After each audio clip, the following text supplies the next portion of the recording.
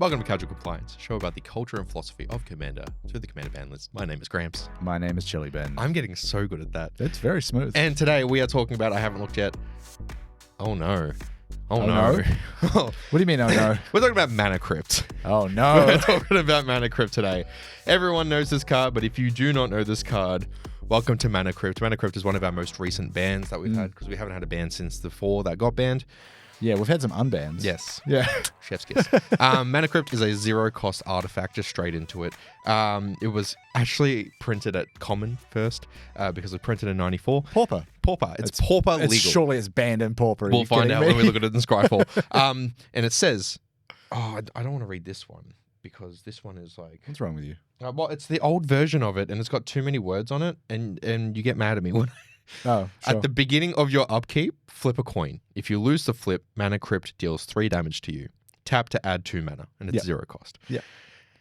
Pretty fair magic. That's just a Soul Ring. That's just a Soul Ring with extra steps. Yeah. No, it's not. Let's pretend we don't know why this is banned. Sure. But do you remember the ban reason? No. Okay. Why do you think they banned Mana Crypt? We all know fast mana. Yeah. But let's look at it in the terms of fast mana. Yeah. So with our Jewel Lotus, which is sacrifice, get 3 mana of any one color. You can only use it to cast your commander. Fast mana enables the commander. Yeah. If you think about Dockside, create enables your commander tokens. Or anything else that requires a lot of mana, or just like getting away from everyone else. Yes. Like it's that idea of accelerating away from the pack. Yes, yes. And you can get some really dodgy commanders out literally first turn without any cost. Mm-hmm. Dockside, create treasure tokens out the asshole, easy peasy.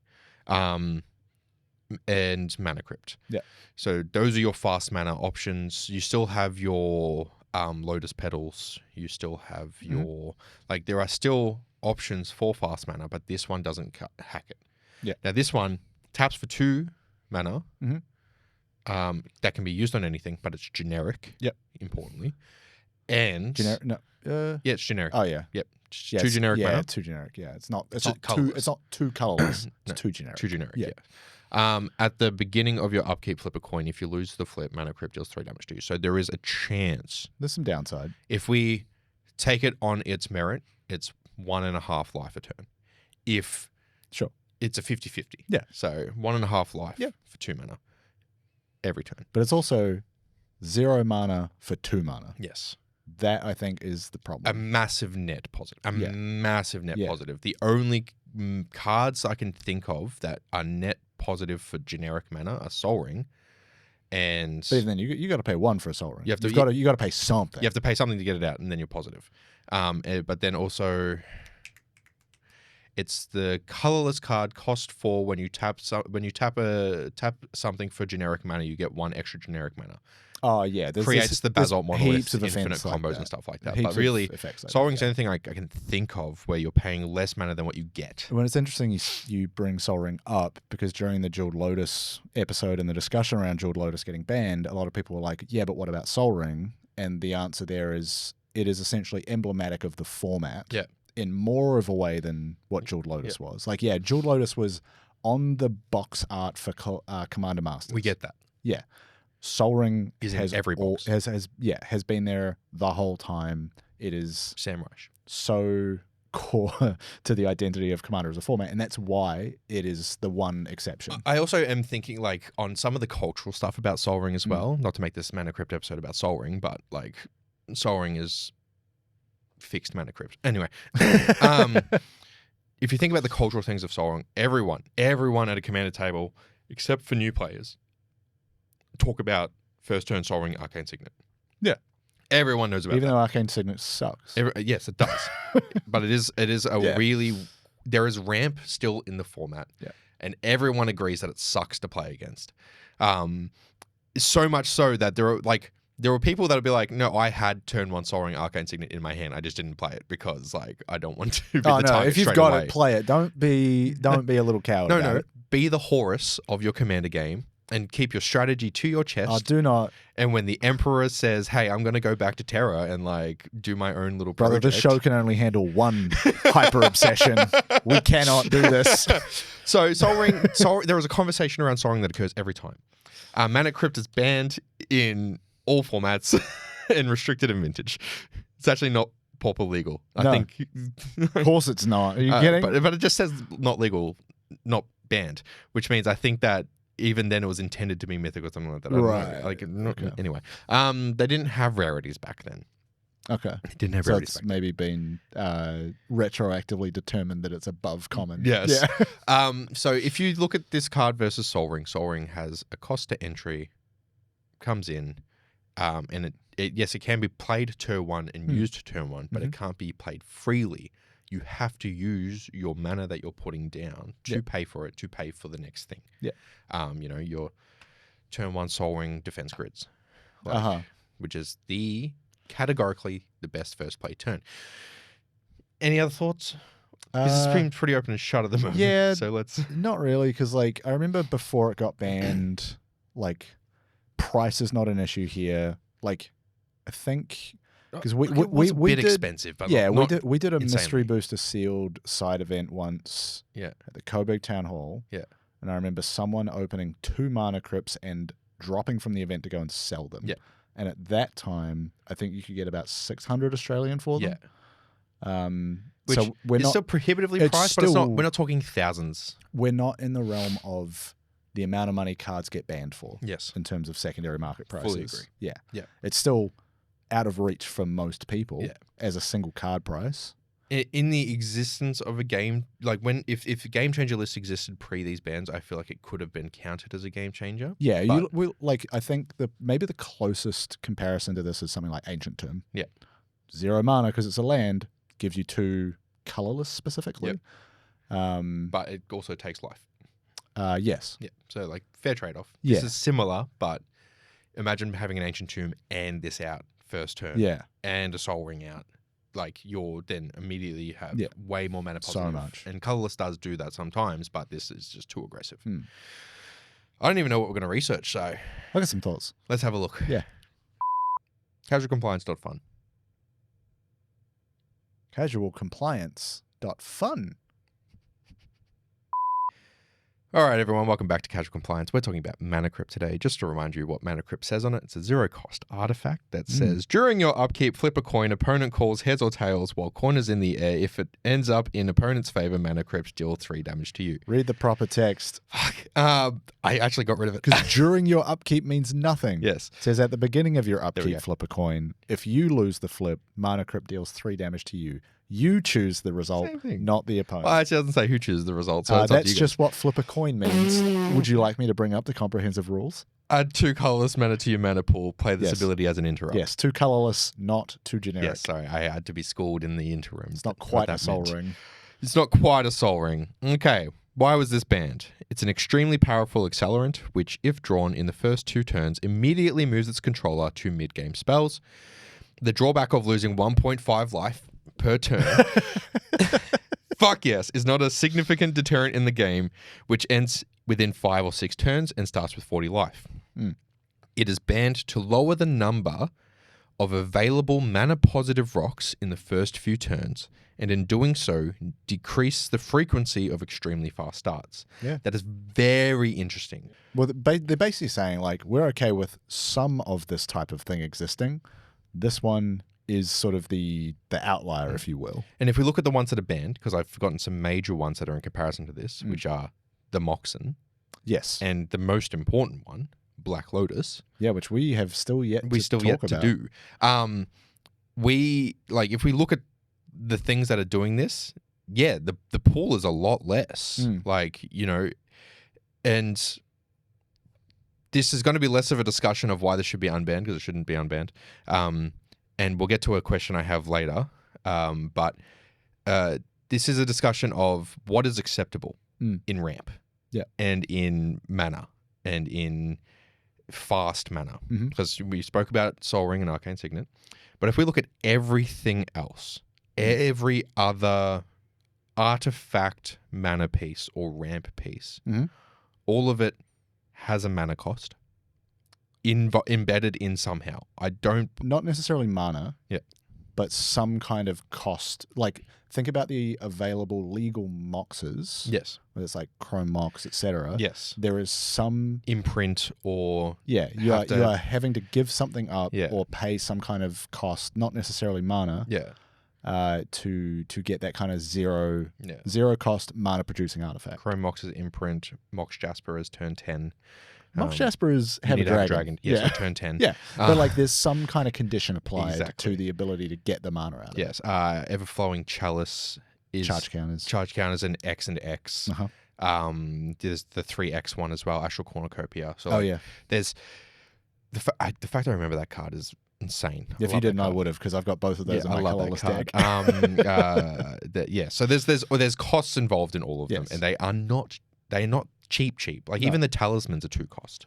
Yeah, and you have to pay a life to go for color. Yeah. Your signets are 2 cost, and you have to pay 1 to tap for multiple colors. So like they've clearly said, look, yes, having non-land mana and having extra mana that is down is good, but there is a problem with it. Yeah, and that reducing of the pool and reducing the frequency of the availability in a deck means that instead of having 3 Soul Rings by having Jewel Lotus and Mana Crypt and Soul Ring, now you just have Soul Ring. Yeah, I think Jewel Lotus is maybe like the half inclusion there because you have to sack it for the mana. It's not a permanent. It's not repeatable. It's not a permanent in the way that you can repeatedly use it. Easily. Yes. Muldrotha changes that, but we get that. Yes. We understand the asterisk there. Yeah. Magic is a game of asterisks of... There's an exception to everything. There's an exception to the rule every time the rule exists. Yeah. What about the updated ban stuff from September? in the April 2022... actually, it's April. Because they didn't mention anything in the September one. But in the April one, because the April one was so close to it, they lumped specifically Dockside, Jewel, Lotus, and Mana Crypt together. Oh, basically just saying like it's too soon to talk about them? Yes. If any of these are to return, it's most likely Jewel Lotus due to its one-shot nature and iconic feel. Yeah. But the opinion from the format was the overwhelming majority of the panel did not want to do anything with any of these cards at the time, which, given everything around it, completely fair. Yes. I do want to talk about one card though. Okay. That I've found that I think is a really fun 0-cost artifact. That is good for people like me who play Atraxa Proliferate. No, you don't need help with that. It's called Jeweled Amulet. Okay. It's a really cool art because it looks like the original Moxen art. It says 1 and tap, put a charge counter on Jeweled Amulet. Note the type of mana spent to pay this activation cost. Play this ability only if there are no charge counters on Jeweled Amulet, which is why Proliferate's important. Tap, remove a charge counter from Jeweled Amulet, add 1 mana of Jeweled Amulet's last noted type to your mana pool. Right. So if you have this in an opening hand, you can start storing mana. Yeah. But if you're proliferating it, you're not using its ability to note the color. No. But you're proliferating the charge counter of that specific charge counter, which is noted. So would it not then... God, I'd have to dig into the rules. But that's a you problem. Yeah. Because like in my mind... That seems like a lot of fucking work. Actually, that should be saying it on Scryfall, but I have it open on Tagger, so I'm not gonna do any further research than that. Yeah. That feels like a lot of work for not much. Yeah, but because you can only get 1 mana out of it at a time. No, so activating Jeweled Amulet's second ability will still check the type of mana last noted by its first ability. Right. If there's no type mana noted by the first ability, the second ability will produce no mana. So if you have a charge counter on it and then something else gives it a charge counter, whatever was last noted. It goes to the... think of Conspiracy. It's like the card stores the last type of mana, not the counter. Yes. Yeah, cool. Yes. So I like that. But because you can also only tap it and use 1 charge counter. Yeah. But there is ways to go around that where it's like it's an interesting... I just don't know why you'd want to do that. You know what? Now I'm going to find a way to force it into a deck. Good. It was printed in Ice Age, baby. Okay. It's an Ice Age Does that mean it's super expensive? Nope, $10. Oh, all right. Why?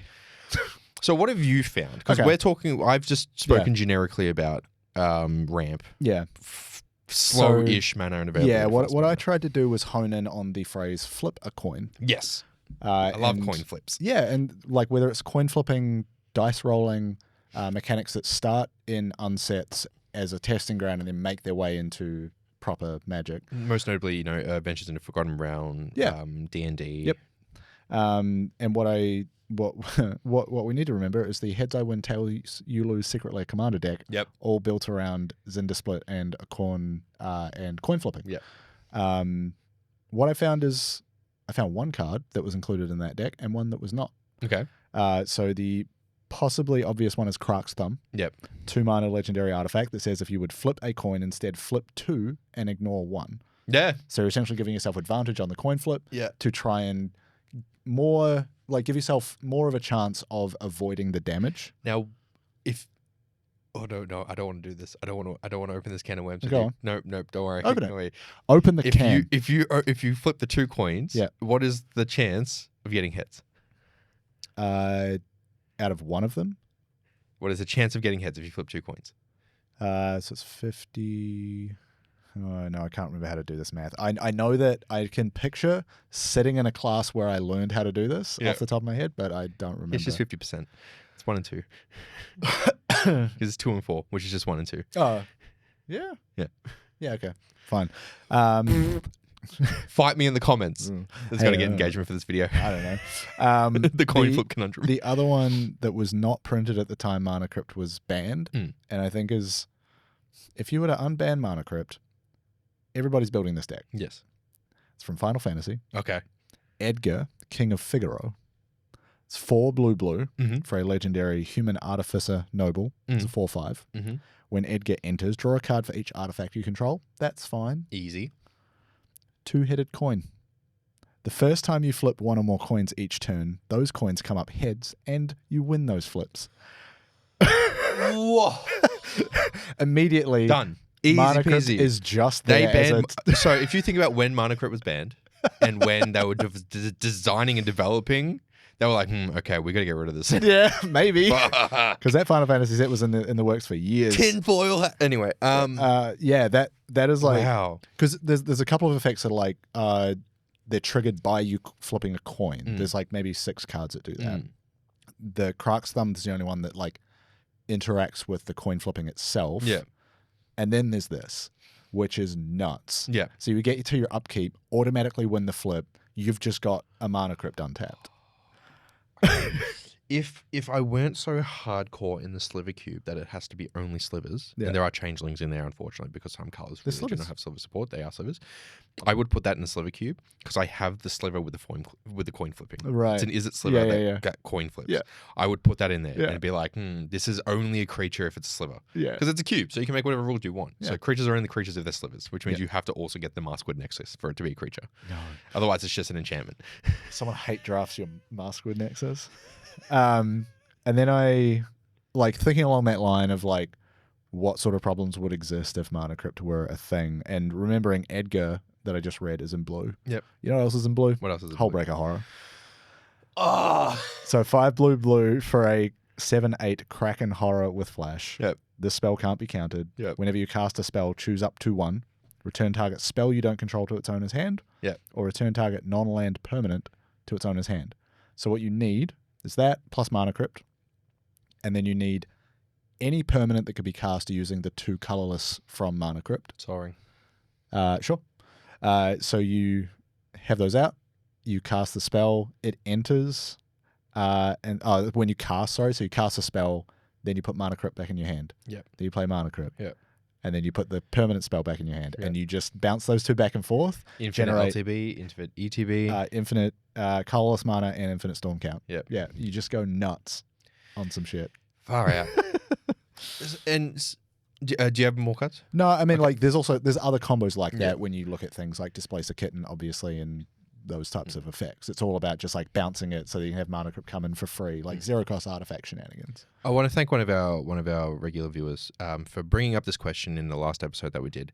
That is a really important question that I think we should be thinking about some of these things, especially cards like this where it's, like, clearly it's bullshit. But even for some of, like, the more easier unbans is... it was Taryn. I hope I'm saying that right. What are we losing by not being able to play this card? Like what is sure. what is Question. our, if we bring this Yeah. back, what is our benefit? I think that's a brilliant question that we got asked, which is Yeah. what is the game missing for this not being in it, and are we missing something fun? And I Yeah. truly, if you think about all of it, I don't think we're missing anything fun No. by not having this card in the game. We're missing turn 2 scoops. Yeah. We're missing, Yeah.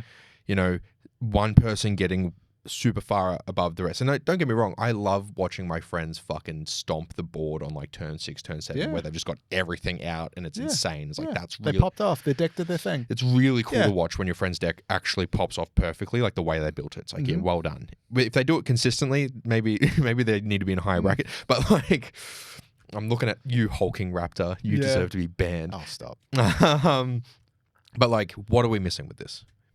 I think you're right. It's just the only thing it's tempered by is like I didn't run into Mana Crypts all that often when it was legal. Neither. Probably because of the price tag Yeah. of like the $500-600 Australian it was around the time. And like, we played with a lot of really casual players. Yeah, that too. Yeah, like there's a potential where I could see this as a game changer just because, you know, you're into like bracket 5.